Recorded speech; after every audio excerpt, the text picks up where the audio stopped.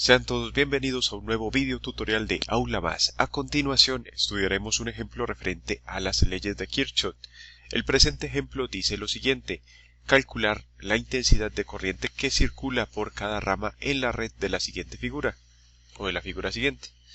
Bueno, tenemos un circuito eléctrico en el cual nos indican que se tiene dos trayectorias cerradas o mallas, y en cada una de ellas hay resistencias y FEN, fuerzas electromotrices, fuentes de FEN. Bueno, debemos determinar cuál es el valor de las corrientes que circula a través de estas trayectorias cerradas. Identificamos que hay tres fuentes de FEN o fuentes de voltaje y hay 5 resistencias independientes. Pero además hay un detalle importante en este circuito eléctrico, y es que las fuentes de FEN también tienen resistencias internas, o sea que debemos considerar el valor de la resistencia interna en cada una de las FEN. Antes de iniciar la solución de este problema debemos suponer las direcciones y sentidos de cada una de las corrientes implicadas, así como del flujo de carga estacionario a través de cada trayectoria cerrada. Suponemos primero que va a haber una corriente que vamos a indicar como I1, que va desde el punto A al punto B, y llegando al punto B se va a encontrar entonces con una corriente I2. Ambas corrientes sumadas nos permiten obtener una corriente I3. Aclaramos, estamos suponiendo las corrientes implicadas y las direcciones y sentidos también se suponen inicialmente. Al final obtendremos los valores de estas corrientes y analizamos su signo. Si su signo es positivo es porque la dirección y sentido supuestas inicialmente son las que corresponden, pero si nos da un valor negativo quiere decir que su dirección y sentido es contrario al que se había supuesto. Bueno, ya tenemos las tres corrientes, I1, I2 e I3. No hay más corrientes, ya que cuando analizamos el punto A, que es otro punto donde se da la unión o división de corrientes, vemos que aquí llegaría la corriente I3 al punto A, y cuando llegue a ese punto A la corriente I3 se va a dividir en la corriente I1, que se va a mover nuevamente desde A hasta B, e I2, que se va a mover de A a C y continúa su recorrido hasta llegar nuevamente al punto B, pasando por el punto D. Listo. Esas son las corrientes que estamos suponiendo. Ahora vamos a suponer un flujo de carga estacionario en ambas mallas o trayectorias cerradas, dado en el sentido de las manecillas del reloj. O sea, vamos a suponer que el flujo de carga estacionario efectúa este movimiento continuo luego de que se establece un estado estacionario, y lo indicamos con color verde y decimos que es I minúscula para diferenciarlo de cada una de las corrientes que van por cada una de las ramas. I minúscula viene a ser el flujo de carga estacionario o en estado estacionario. En ocasiones se habla más del recorrido que se sigue para analizar la dirección de las corrientes. Bueno, muy bien. Partiendo del análisis de estas corrientes, apliquemos la primera ley de Kirchhoff, que nos dice que en un punto determinado de una trayectoria, una corriente se puede dividir en dos o más corrientes, o dos o más corrientes pueden sumarse para obtener una corriente. Como lo hemos visto en este caso, vemos que aplicamos la primera ley de Kirchhoff, ya sea para el punto A o el punto B. En ambos obtenemos lo siguiente: que la corriente I1 más la corriente I2 nos da igual a la corriente I3. Con eso ya hemos aplicado la primera ley de Kirchhoff. Esta ecuación la indicamos como la número 1. Ahora vamos a aplicar la segunda ley de Kirchhoff, que nos habla de las caídas de potencial o voltaje a lo largo de las trayectorias cerradas o mallas. Entonces nos dice que las caídas de potencial o voltaje en cada una de las mallas o trayectorias cerradas debe ser igual a 0, o sea, la suma al efectuar ese recorrido en cada una de las mallas de las caídas de potencial o voltaje debe ser igual a 0. Analicemos entonces la primera malla de abajo hacia arriba. Y vamos a escribir que es la malla EABFE. EABF y E. Miremos que los puntos o nodos se pueden indicar con letras, mayúsculas, minúsculas e incluso con números. Lo importante es tener claro la notación que se está utilizando. Entonces en la malla E, A, B, F, E, analicemos las caídas de potencial o voltaje. Para analizar las caídas de potencial o voltaje debemos recordar cómo se dan estas a través de los elementos presentes en una trayectoria cerrada. Habíamos estudiado unas convenciones previas en la primera lección sobre las leyes de Kirchhoff. Aquí las vamos a resumir lo que vimos en dicha lección. Y es que a través de una resistencia pueden darse dos casos. El primero, que el flujo de carga estacionario vaya en la misma dirección que la corriente que se ha supuesto. En ese caso, entonces, la caída de potencial o voltaje V es igual a menos I por R. Entonces colocamos menos I por R. Pero si el flujo de carga estacionario va en dirección contraria a la corriente que se ha supuesto en esa rama o trayectoria, entonces el voltaje es igual a más I por R. Y habíamos analizado el porqué de los signos en cada caso, y es que cuando el flujo de carga estacionario va en la misma dirección que la corriente, hay una disipación de la carga, hay una pérdida de potencial. En cambio, cuando van en sentido contrario, no hay esa pérdida de potencial porque el flujo de carga estacionario compensa la disipación del potencial que se da a través de la resistencia. Bueno, entonces en el primer caso, cuando el flujo de carga y la corriente a través de una resistencia van en la misma dirección, el voltaje es negativo. Y cuando van en direcciones contrarias, el voltaje es positivo. Ahora bien, a través de una FEN, ¿qué sucede a través de una FEN? De una fuente de voltaje. En una fuente de voltaje la salida siempre es desde el lado positivo. O sea, la FEN siempre va a tener esta salida, o sea, va a tender a generar una corriente eléctrica que salga desde el lado positivo. Luego, si el flujo de carga supuesto va en la misma dirección que la salida de la FEN, entonces la caída de potencial o voltaje para ese caso, que es el tercero, va a ser igual a más E, o sea, la caída de potencial o voltaje va a ser positivo. Pero si el flujo de carga supuesto va en una dirección y sentido contrarios a la de la salida de la FEN, que siempre es por el lado positivo, entonces el voltaje o la caída de potencial en ese elemento va a ser negativo. Apliquemos entonces estas convenciones a este ejemplo que estamos desarrollando, específicamente a la malla EABFE. Podemos empezar con cualquiera de estos elementos. Normalmente se empieza con las fuentes de FEN.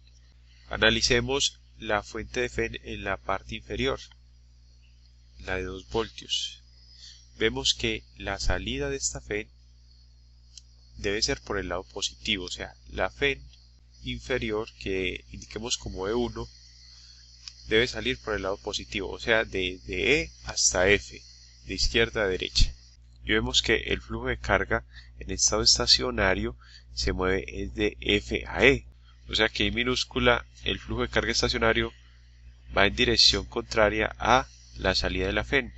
Eso nos remite a la convención número 4, que nos dice que el voltaje en este caso es negativo, y escribimos menos 2 voltios. Muy bien, bueno, pero a través de esta FEN también hay una resistencia interna que debemos considerar. Para esa resistencia interna, en esta fuente de voltaje que indicamos como E1, esta tiene un valor de 1 ohmio. Entonces debemos analizar el flujo de carga estacionario en relación con la corriente que pasa a través de esta resistencia interna de esta FEN. Es decir, debemos analizar la corriente I3. Vemos que I3 es la corriente que pasa a través de la FEN de 2 voltios. I3 haría este recorrido de derecha a izquierda e iría desde F hasta E. Vemos que tanto el flujo de carga como la corriente tienen la misma dirección y sentido. Eso nos remite a la convención número 1, que nos dice que cuando el flujo de carga y la corriente van en la misma dirección y sentido, el voltaje o la caída de potencial en ese elemento es menos I por R. Y escribimos menos I pero en este caso sería I3, que es la corriente que está pasando a través de esa resistencia, por el valor de R. Y esa resistencia interna en esa FEN es de 1 ohmio. Miremos que esa FEN prácticamente está constituida por dos elementos, la fuente de voltaje y la resistencia. Bueno, muy bien, ahora analicemos, siguiendo la trayectoria del flujo de carga estacionario, el siguiente elemento, que sería la resistencia de 2 ohmios. Vemos que el flujo de carga estacionario pasa a través de la resistencia de 2 ohmios en la misma dirección y sentido que I3. Ambas variables van desde el punto E hasta el punto A, y aplicamos ahí la primera convención nuevamente y escribimos menos I3 por el valor de esa resistencia, que es de 2 ohmios. Lo escribimos entre paréntesis, 2 ohmios. Ok, seguimos entonces nuestro recorrido, llegando al punto A. Para la malla EABFE nos encontramos de A hasta B con dos elementos, una fuente de FEN y una resistencia. Esta fuente de FEN tiene el valor de un voltaje y también tiene una resistencia interna de 1 ohmio. Analicemos la salida de esa FEN, que la podemos indicar como la número 2, E2. Entonces esa FEN tiene una salida E2 de izquierda a derecha, porque la FEN siempre tiene una salida por el lado positivo. Y el flujo de carga estacionario vemos que se mueve desde A hasta B, porque está efectuando un giro en el mismo sentido que las manecillas del reloj, o sea que I minúscula también va de A hasta B. Y en tal caso tenemos que aplicar la convención número 3. Cuando el flujo de carga estacionario y la salida de la FEN van en la misma dirección y sentido, la caída de potencial o voltaje es positivo. O sea que aquí vamos a escribir que es de más 1 voltio. Y escribimos en nuestra ecuación que estamos desarrollando más 1 voltio. Pero esa FEN tiene también una resistencia interna de 1 ohmio. Entonces debemos analizar qué sucede con la carga que pasa a través de esa FEN con resistencia interna. La carga que pasa a través de esa FEN, la corriente que pasa a través de esa FEN es la I1, como ya hemos visto. La corriente I1 va desde el punto A al punto B. Entonces tenemos que I1 va desde A hasta B y el flujo de carga estacionario también va desde A hasta B. Y en ese caso tenemos que aplicar la convención número 1. Cuando el flujo de carga estacionario y la corriente van en la misma dirección, la caída de potencial o voltaje es negativa. Y escribimos menos I, pero en este caso sería I1, que es la corriente que pasa por esa resistencia interna por el valor de la resistencia interna, que es de 1 ohmio, para esa FEN número 2. Y analicemos el siguiente elemento, que es la resistencia de 1 ohmio. Es una resistencia independiente. Vemos que se aplica lo mismo que para la resistencia interna de la segunda FEN. La corriente I1 va de izquierda a derecha, de A hasta B, lo mismo que el flujo de carga estacionario. Por tanto, aplicamos la misma ecuación, pero en este caso escribimos menos I1, la misma ecuación respecto de la convención 1, por el valor de esa resistencia, 1 ohmio. Listo. Y ya para terminar esta malla, vemos que hay una resistencia de 2 ohmios en la trayectoria de B a F. Y en dicha trayectoria vemos que el flujo de carga estacionario va desde B hasta F, lo mismo que la corriente I3. Y ahí aplicamos la convención número 1. Por tanto escribimos menos I, pero en este caso sería I3 por el valor de la resistencia de 2 ohmios. Nos ha tocado bajar el tamaño de la letra para poder ajustar la expresión que estamos desarrollando. Bueno, y de acuerdo con la segunda ley de Kirchhoff, todas estas caídas de potencial o voltaje, cuando se suman a lo largo de una trayectoria cerrada, debe ser igual a 0. Es importante que tratemos de reducir lo que más se pueda esta expresión. Una forma de hacerlo es omitir las unidades. como todo va a quedar en términos al final de unidades de corriente, entonces se colocarán las unidades de amperios al final. Es por ello que vamos a escribir esta expresión ya sin las unidades de voltios y de ohmios. Entonces escribimos menos 2 y luego tenemos menos I sub 3 por un ohmio, o lo que es lo mismo un ohmio por I sub 3, porque el orden de los factores no afecta al producto. Pero que es 1 por I sub 3, es lo mismo que I sub 3. Entonces tenemos menos I sub 3 y luego escribimos el siguiente término, menos I3 por 2 ohmios, es lo mismo que escribir 2 ohmios por I3 o 2 por I3, omitiendo las unidades. Luego escribimos más 1 obtenido de 1 voltio, luego tenemos menos I sub 1 por 1 ohmio, es lo mismo que menos I sub 1,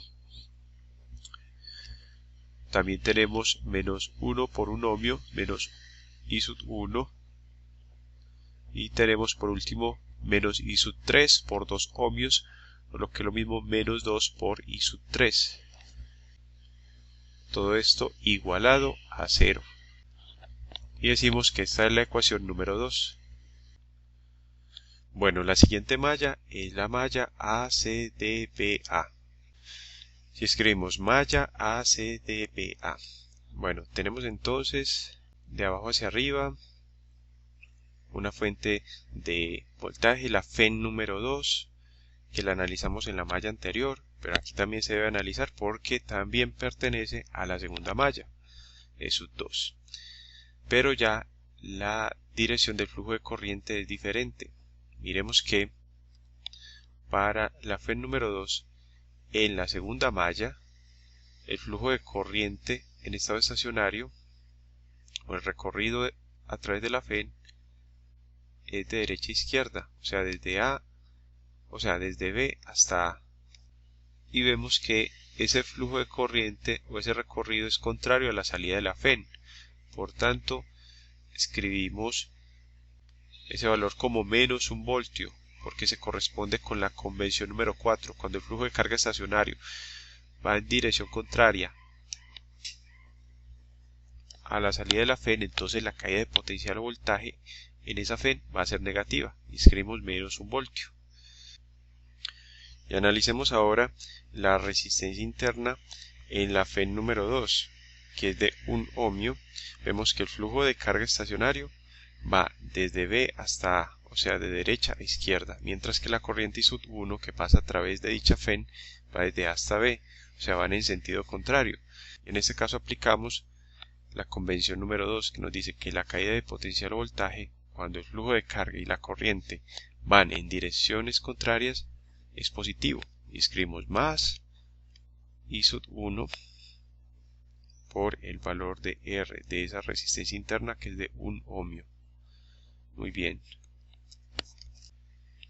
Bueno, analizando entonces la resistencia de 1 ohmio, vemos que el flujo de carga estacionario va desde B hasta A, de derecha a izquierda, mientras que la corriente I sub 1 va de A hasta B, es decir, de izquierda a derecha. Como van en sentido contrario, aplicamos la convención número 2, que nos dice que la caída de potencial o voltaje debe ser igual a más I por R.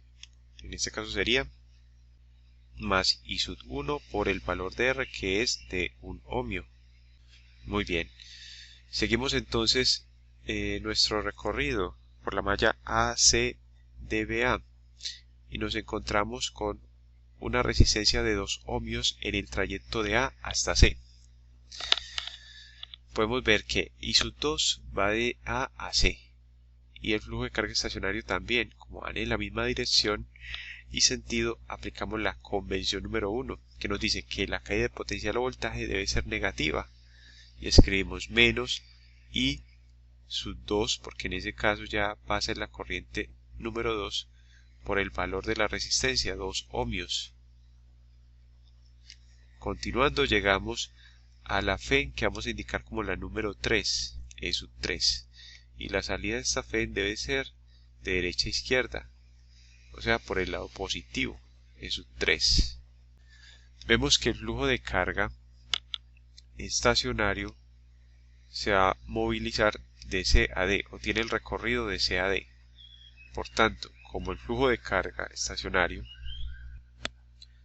va en dirección contraria a la salida de la FEN, aplicamos la convención número 4 que nos dice que la caída de potencial o voltaje en ese caso debe ser negativa y escribimos menos 7 voltios. Esa FEN número 3 también tiene una resistencia interna de 1 ohmio, entonces debemos analizar la corriente que pasa a través de esa resistencia interna. La corriente que pasa es I2, que va de C a D, y vemos que va en la misma dirección y sentido que el flujo de carga o recorrido.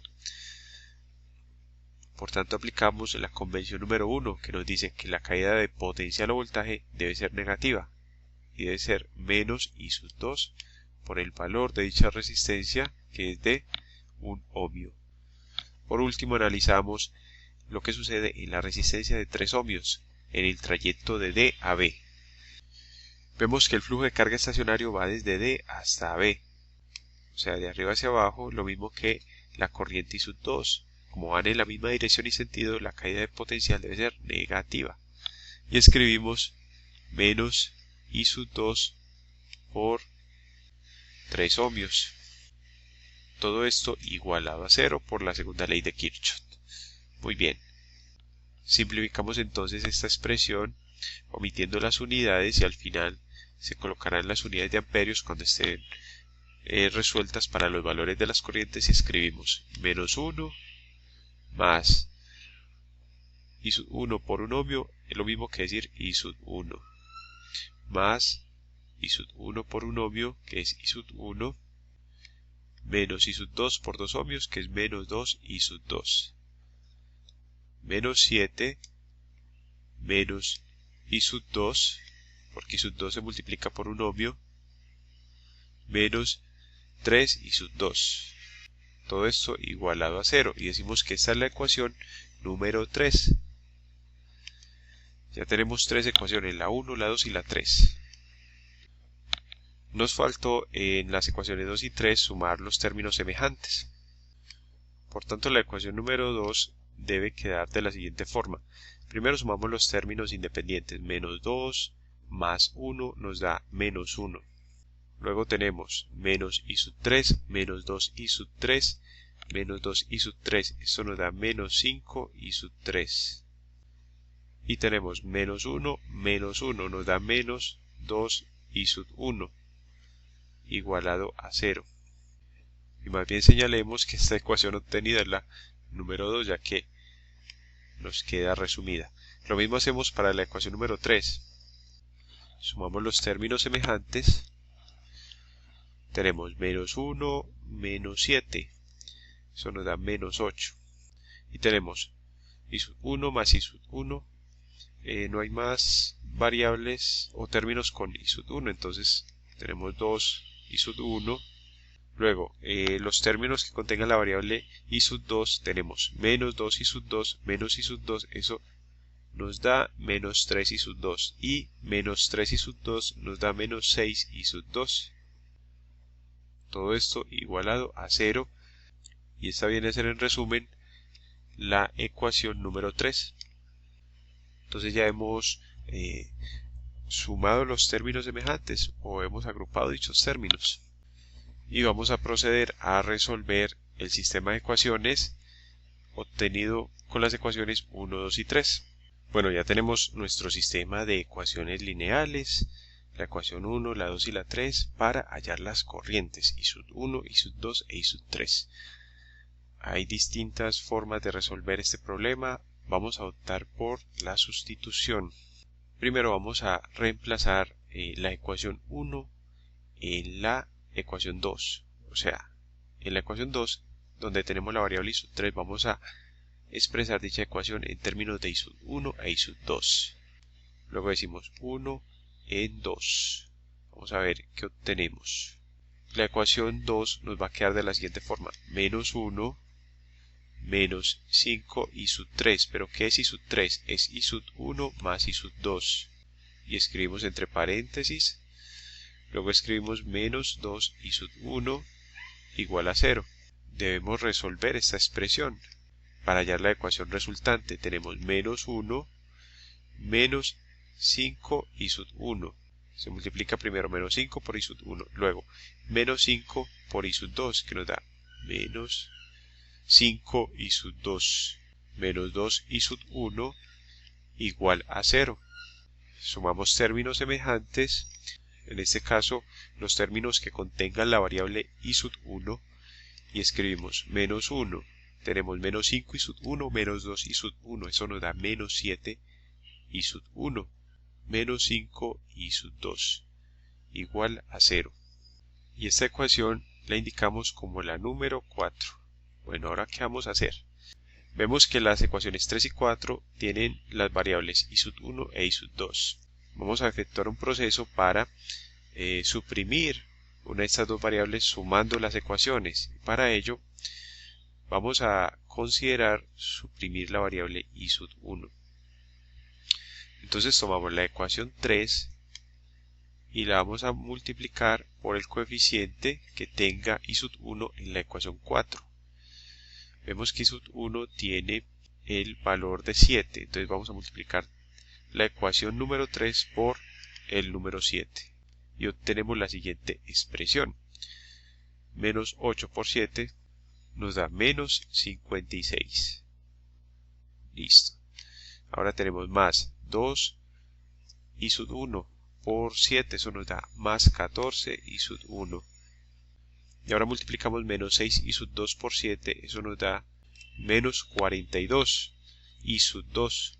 Como la ecuación se multiplica a ambos lados, tenemos 0 por 7, que nos da 0.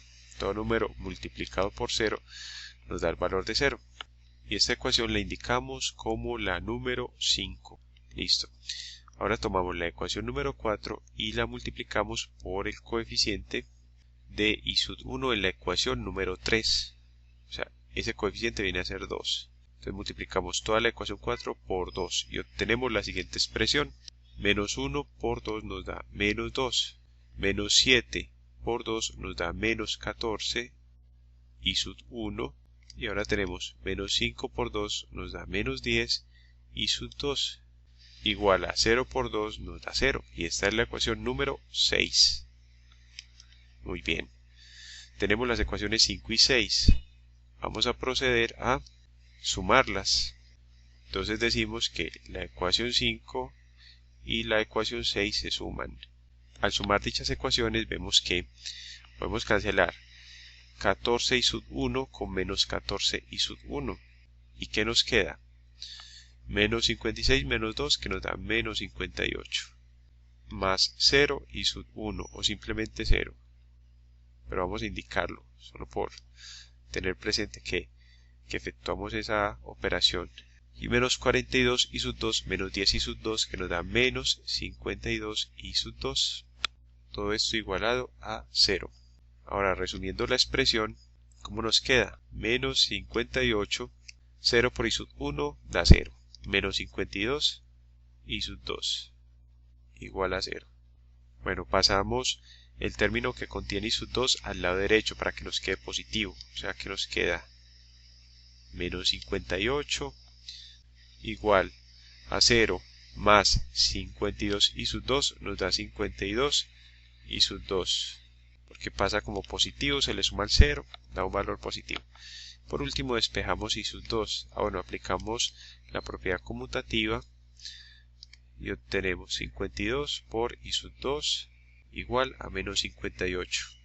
Y por último despejamos i sub 2, siendo i sub 2 igual a 58, pero menos 58 dividido 52, que si se simplifica nos da menos 29 sobre 26 en unidades de amperios. Ya le podemos colocar las unidades de amperios, y en términos de números reales esto es igual a menos, coloquémoslo acá abajo, i sub 2 es igual a menos 1,1154 amperios.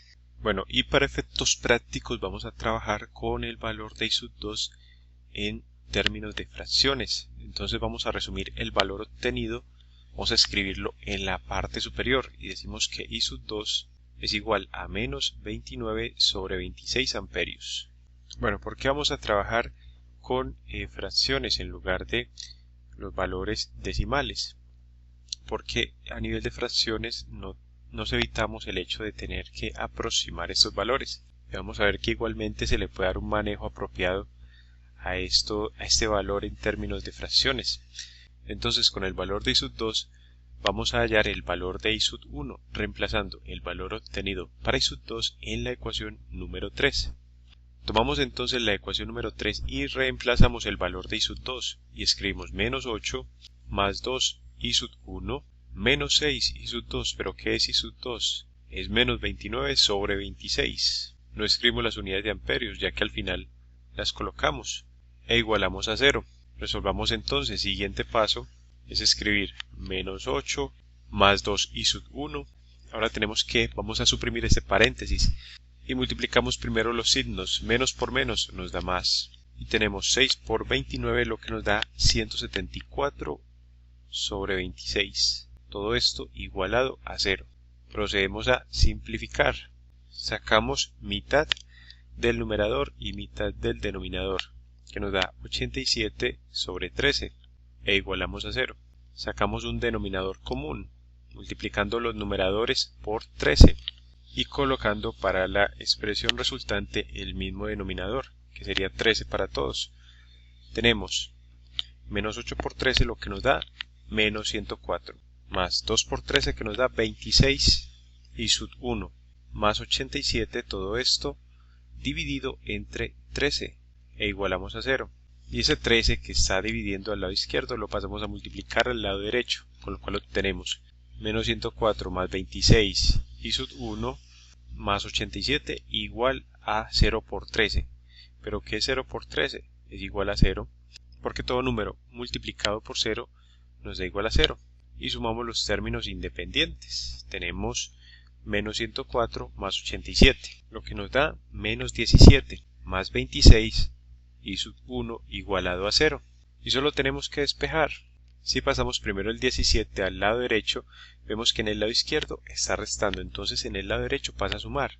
Y nos queda 26 I sub 1 igual a 0 más 17, lo que nos da 17. Y ese 26 está multiplicando al lado izquierdo, pasa a dividir al lado derecho. Con lo cual tenemos que I sub 1 es igual a 17 sobre 26 en unidades de amperios. Hemos obtenido otro valor en términos de fracciones, así es que lo vamos a resumir en la parte superior. Ya tenemos entonces I sub 1, la corriente número 1, como igual a 17 sobre 26 amperios. Ya hemos hallado dos corrientes, I sub 1 e I sub 2. Nos falta I sub 3. La cual hallamos con la ecuación número 1, sumando I sub 1 e I sub 2. Tomamos entonces la ecuación número 1 y procedemos a sumar esos valores. Tenemos que I sub 3 es igual a I sub 1 más I sub 2. Entonces I sub 3 es igual a 17 sobre 26 más, abrimos paréntesis, menos 29 sobre 26. Al final colocamos las unidades de amperios.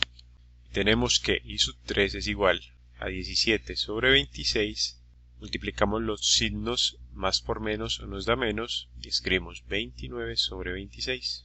Tenemos entonces una resta de dos fracciones con igual denominador. Por tanto, solamente tenemos que efectuar la resta o diferencia entre los numeradores, es decir, 17 menos 29, y colocar el mismo denominador.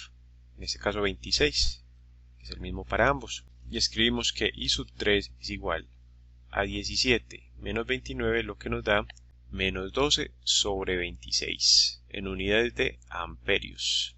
Bueno, ya hemos obtenido I sub 3.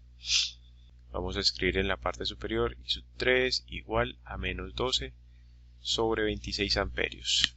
Y ahora hacemos la interpretación. Vemos que hemos obtenido unos valores con signos negativos. Eso quiere decir que la dirección y sentido supuestas para esas corrientes con valores negativos son contrarias realmente a las que se han supuesto.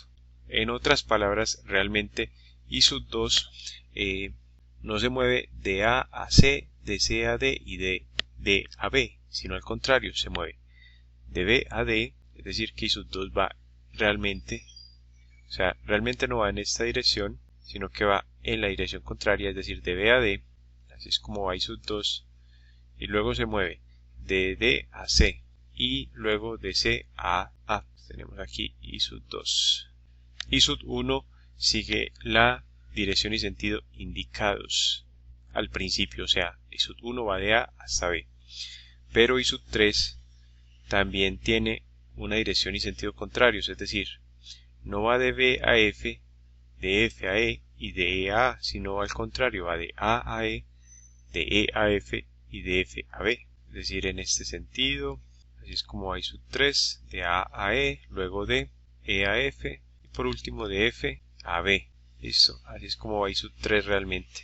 Cambiándole la dirección y sentido a esas corrientes por las que realmente tienen, entonces ya las podemos escribir sin ese signo negativo y decir que I sub 1 es igual a 17 sobre 26 amperios, tal cual la hemos hallado, pero I sub 2 ya queda con el valor de 29 sobre 26 amperios.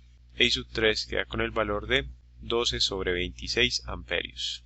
Y la ecuación 1 realmente debe quedar en la siguiente forma, o sea, indicarla como 1'.